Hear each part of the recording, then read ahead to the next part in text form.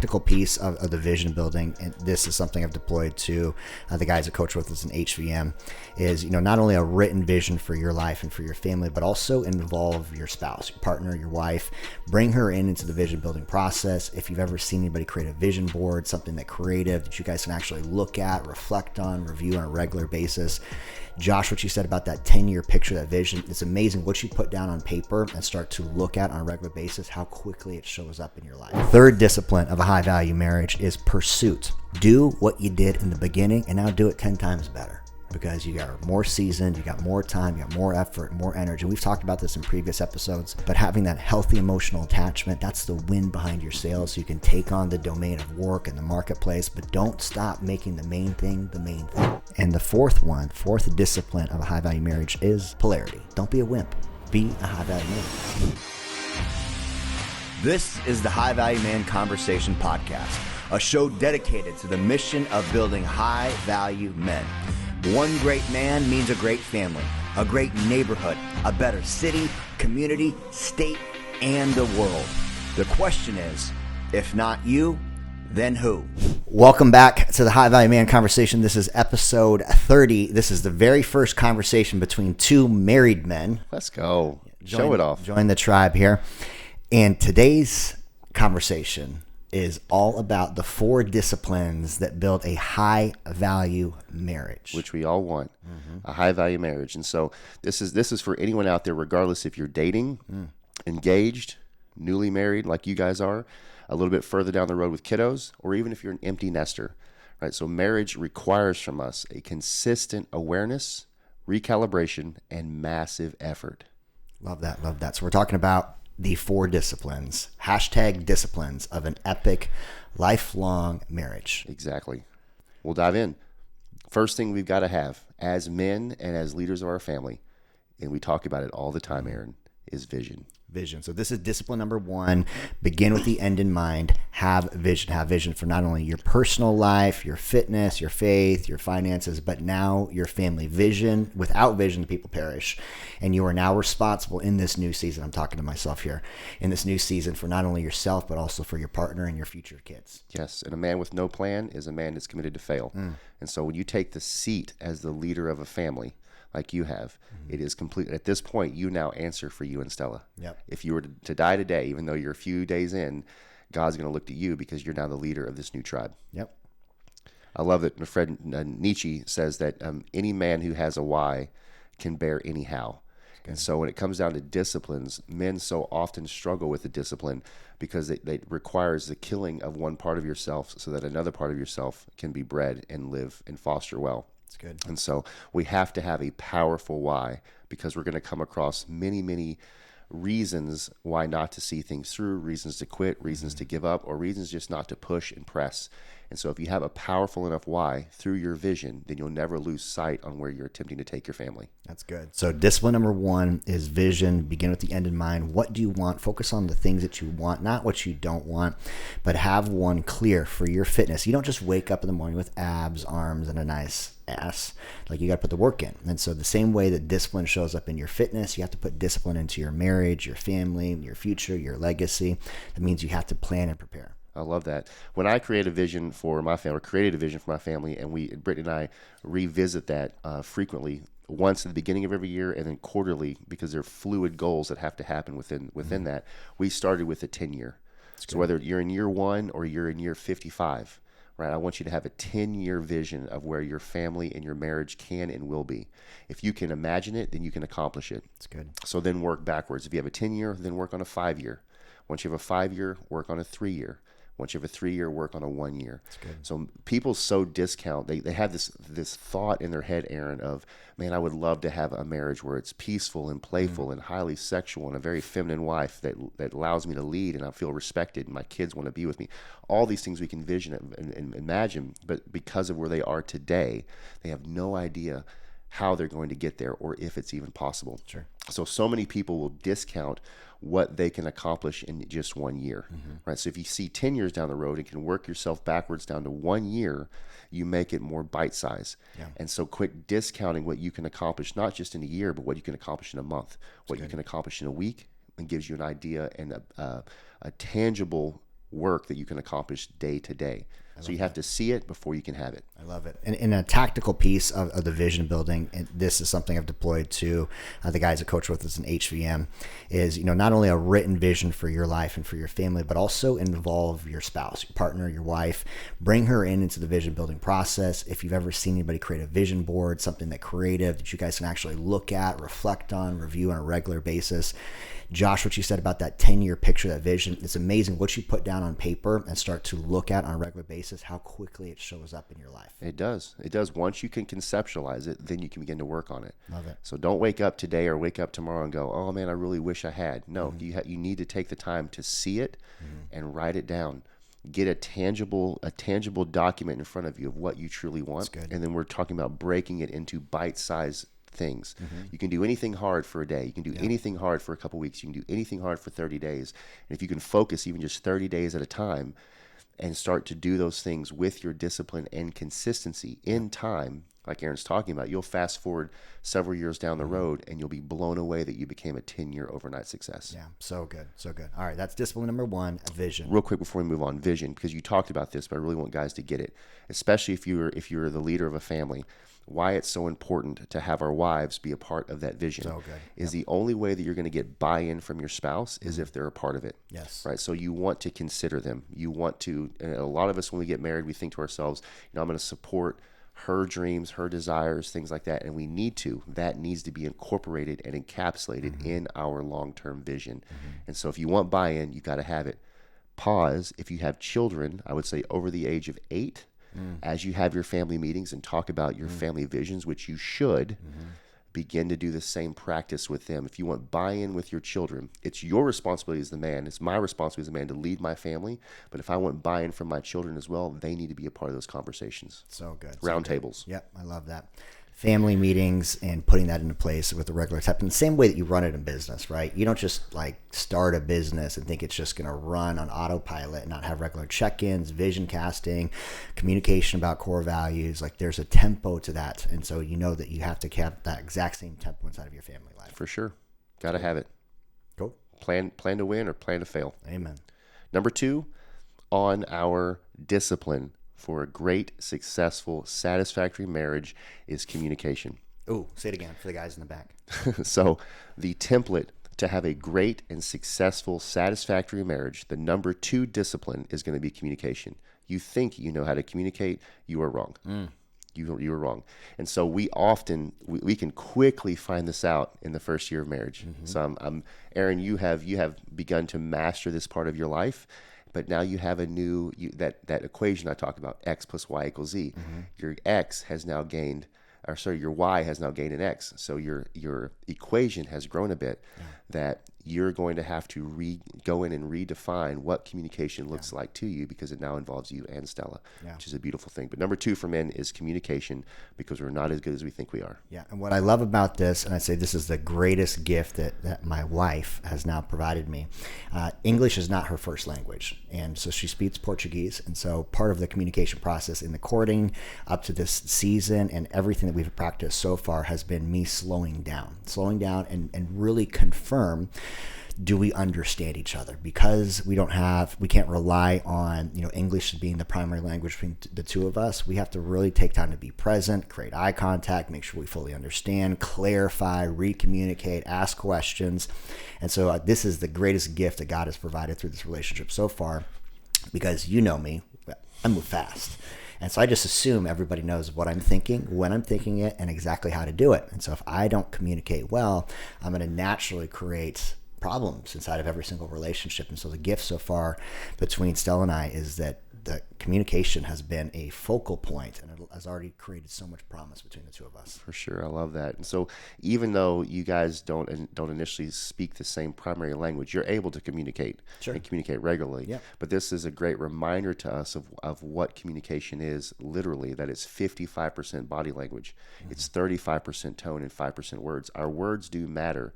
But to be even aware of our communication, I mean, you guys have frequent dialogues between yourselves, even though you're both still learning your language. Yep. But you're still able to communicate because of your body language, because of the way that you say it.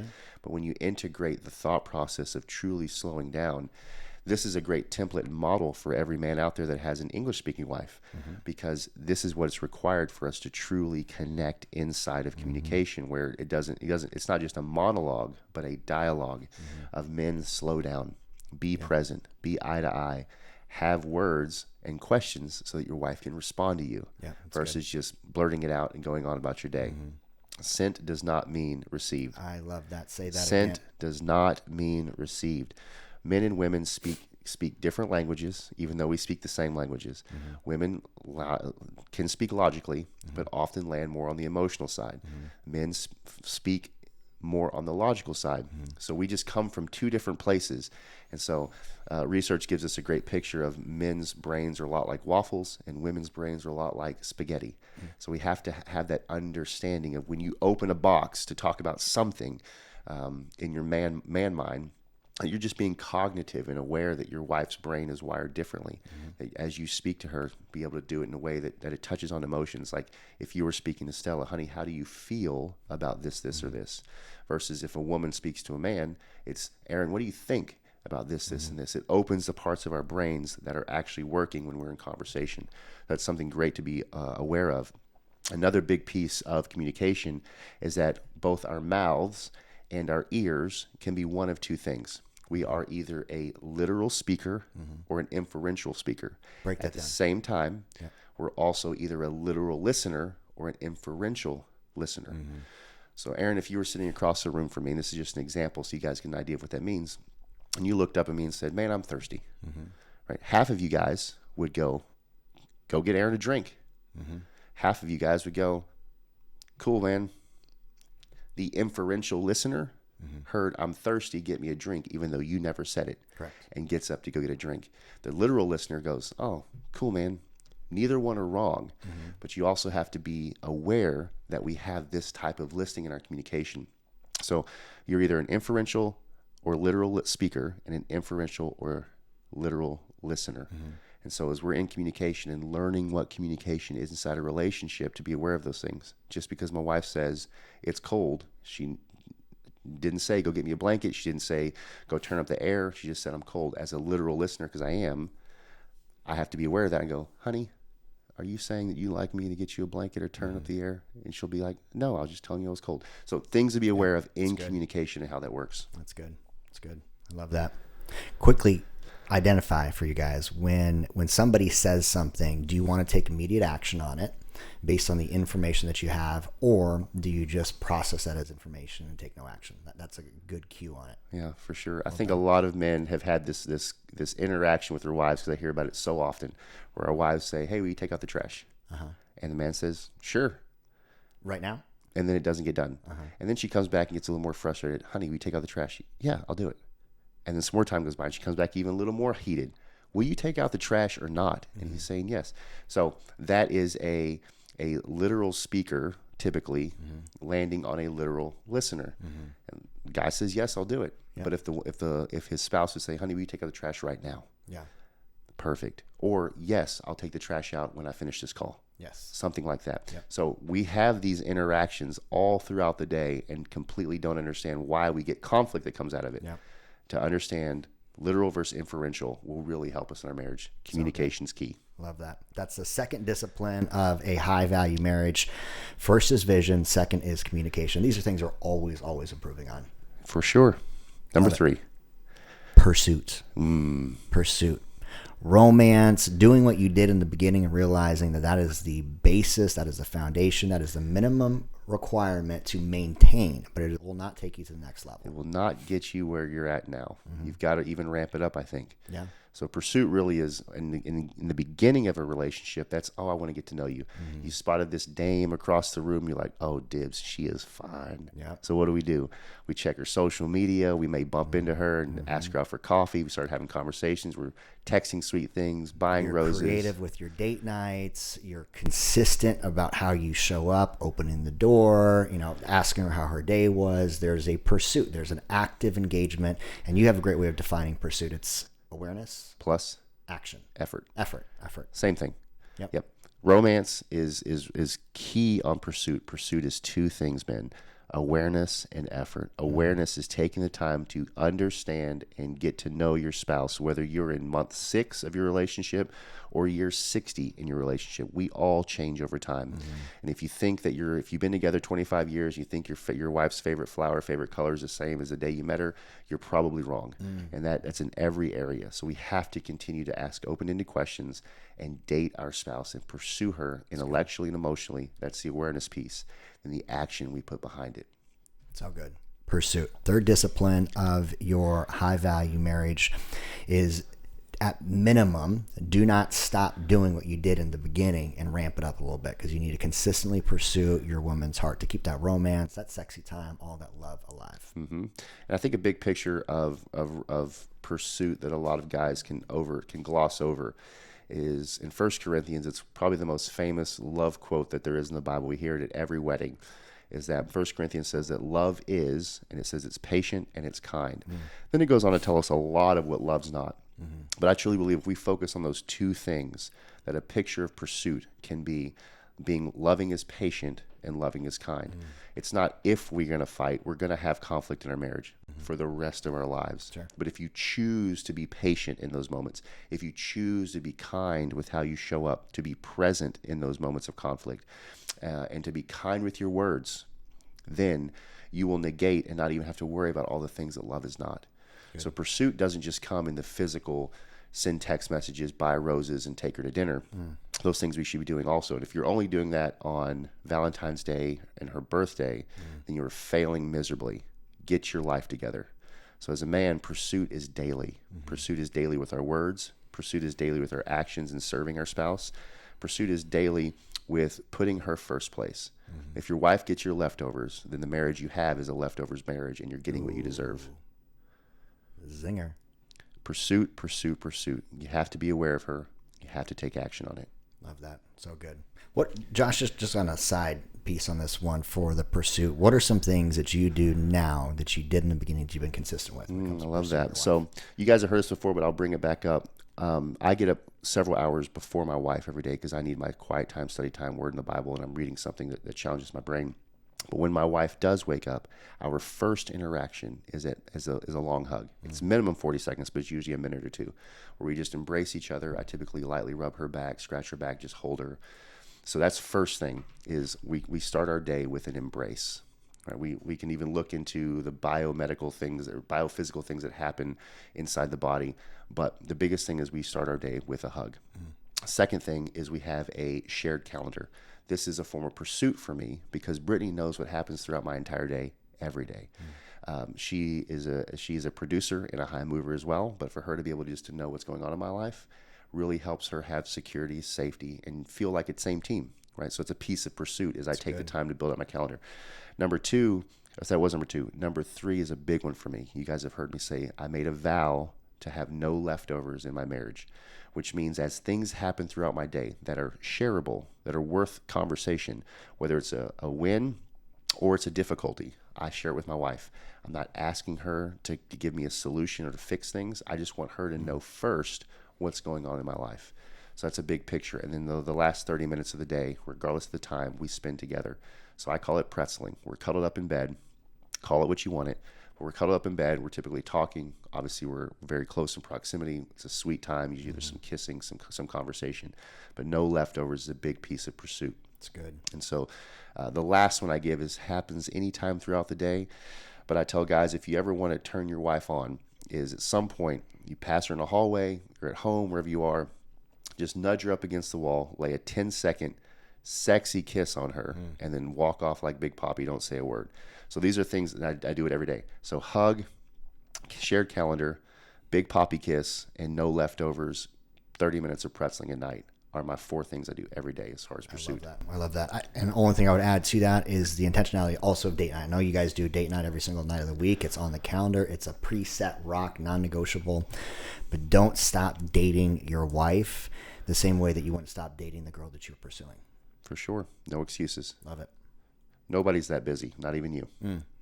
Number 4 on how to have a successful, satisfactory marriage, the discipline that's required of you is the discipline of polarity. Let's go. Polarity. Let's talk about polarity. This is an important one. As magnets are attracted, there's a positive and a negative on the ends of a magnet that attract one another to itself. We have polarity on this planet. We have a positive and we have a north pole and a south pole. You've got to maintain the polarity that you had in your dating life and in your engaged life, and carry that on into your married life. So often, so I'm over a decade in, and it's very easy for us to have the things that made us attractive in the beginning, for both men and women. For us to, as we integrate our lives, as we start to integrate responsibilities, that part of those things get put on the back burner. Sure. Right. So Aaron, you're a fighter. You work out daily. You're disciplined in your diet. You're disciplining your men in the time you spend with men multiple times a week. Those will become more complicated decisions now that you've integrated someone into your new tribe. You've got a family now. Sure. So I'm not saying put your wife on the back burner, but in order to keep that sexy, strong, disciplined, masculine male that Stella was drawn to in the first place, you have to protect that masculine polarity side of you. Yep. And not lose parts of yourself because you're married now. So good. So when we talk about polarity, we're talking about masculine and feminine dynamic, the attraction between men and women. So in the beginning of the relationship, you as a high value man pursued your woman, you made decisions, you led well, you planned the date night, you planned the vacation, you made the decision-making process for her, the feminine, just to be able to show up and be the beautiful flower. And so you were very consistent with that preparation, that planning process. What Josh and I see so often in our coaching and working with other men is that polarity starts to drop as soon as the man gets into the relationship. So 6 months in, 1 year in, the planning, preparation, the self-care that you did as a man, prioritizing your fitness, how you look, maybe like trimming yourself a little bit, all the stuff that you did in the beginning. We've talked about this. Don't look like a gorilla if you expect to have any type of lovey time. But the planning, the preparation, all of that is the masculine polarity. It is the guy that is creating order out of chaos. If you think you can step into your now new marriage or any season of your marriage and abdicate leadership, stop being the high value man, you're quickly going to drive your woman from the feminine into the mother role, and she's going to have to take on some of those masculine qualities. Yep. So the quickest and fastest and most effective way for you to lose the polarity, that's that sexy time, the attraction, the love dynamic between you and your wife, is to stop leading in the relationship. Yep. Which means it's your responsibility to know the status of your bank account. It's your responsibility to pay the bills. It's your responsibility to schedule the date nights. It's your responsibility to know the needs of your children. If the school calls and they call you because there's a need with your child, you go, oh, I don't know, call my wife. You're not leading your wife in that area. Yeah. You should know. Right? If your children need to be, if the laundry for your kids needs to be put away, you should know what drawer it goes into. That's good. I'm not saying that you need to be a kept husband to know those things, but as the leader of your house, you need to know the order and the placement of everything in your home, and you're held responsible for it. That's good. Polarity is a huge thing, and to not only just to maintain it, but continue to lead in that, create safety and security for our wives. That's and good. Again, it's one of the things that makes men. We talked about blades the other day on a previous podcast. You can check it out if you want to hear to it, but as part of sharpening your blade is keeping your polarity. So I'm over a decade in. Some people would call me an ape. That's completely up to you. I think it's kind of sexy. I want to be a gorilla in my next life. But just went on a date night this past week, and we came out after our date night. It was a highly active date night. We broke a sweat. We come out of the gas station. We stop in for some water and Gatorade, and there happened to be a guy outside who is, I'll just say it this way, a guy outside who was just peeing in the parking lot. I saw it before my wife did, and I quickly ushered her to the side because she doesn't deserve to be exposed to stuff like that. Sure. I put her in the car, and I turned around and gave the guy a piece of my business because clearly his father didn't teach him the lesson that he needed to know, that that's not allowed, especially outside of a convenience store that has a bathroom inside. A couple other guys hop out of the truck, I think, to back up their dude. And I was ready to go at it with him simply because I'll be a father in any scenario that needs a father. And that guy needed a father. Now, it didn't turn into anything physical, which I would have been completely open to had it. A little 3-on-1 to be nice in my life right now.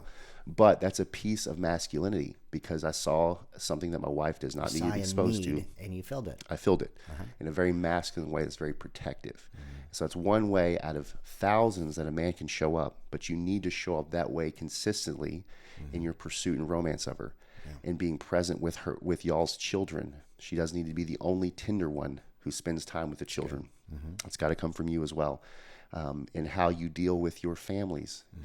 If you're married, there are typically two sets of parents, if they're still alive, that you're dealing with. Boundaries. And so having boundaries in place to create a core family for you without external influences controlling and dictating what you do in your family. So many, many things we could talk about on this, but polarity is huge. And being the masculine leader in these areas is what's going to make your wife feel a little more turned on to give you the things that you want in your life. And you know what I'm talking about. I love that. And the action behind polarity lives inside of the men you surround yourself with. And so when you think about being a masculine, high value man, no one just gets there accidentally. This means you're surrounding yourself, just as the proverb says, iron sharpens iron, putting yourself inside of a brotherhood where you're challenged, you're sharpened, people will beat you into shape because you're just not getting it. At the end of the day, a great man becomes a great man when he spends time with great men. That is just the piece of it. So if you think you can lone wolf it in your relationship, your dynamic, you're going to have a great marriage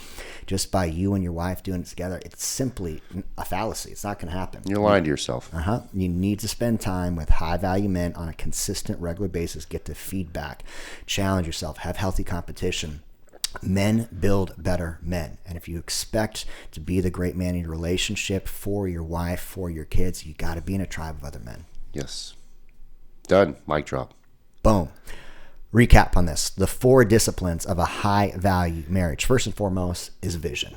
Vision points the way. Without a vision, the people perish. And you are now responsible for not only yourself, but you're responsible for stewarding the feminine, your wife, and your kids. Second discipline, communication. Sent. I love this. Sent does not mean received. Just because you say something, you have to expect that there's going to be something lost in translation. There is, because men and women receive things very differently. Even in your dynamic with your male friends, whether one of you is inferential or literal, communicate, over communicate. Yes. Or for some men, just start to, you like I tell my 5-year-old, use your words. Use your words. Quit assuming. Use your words. So good. Over communicate. So good. Third discipline of a high value marriage is pursuit. Do what you did in the beginning and now do it 10 times better, because you are more seasoned, you got more time, you got more effort, more energy. We've talked about this in previous episodes, but having that healthy emotional attachment, that's the wind behind your sails, so you can take on the domain of work and the marketplace, but don't stop making the main thing the main thing. Continue to pursue your wife, your woman, with the same effort and energy and vitality and passions you did in the beginning. Yep. And the fourth discipline of a high value marriage is polarity. Don't be a wimp. Be a high value man. Yeah. Lead well, have vision, communicate, pursue, and put yourself inside of a tribe of other men that will challenge you, confront you, and help you be the best version of yourself. Yep. You'll never be respected if you can't lead yourself. You'll never be really, truly a leader if you can't then lead your family. You want people in your sphere that want to be around you. 12 seconds around you or your family, we can decide whether you're doing that or not. So good. Gotta have polarity in you. You have to be masculine. You have to lean in and do the hard things. Amen. As always, guys, if this episode served you, do us a big favor. Leave us a 5-star review. Share it with another man along his journey. And we have a free community, the High Value Man community. It's on Skool. We've got teachings, curriculum, content, weekly group calls that are completely free. Hop in, join the conversation, connect with Josh and I. We love to serve you along the journey. We know that it is only better because we help others become better. And we're excited to get better with you. Indeed. Much love, many blessings. We'll talk to you guys soon. Boom.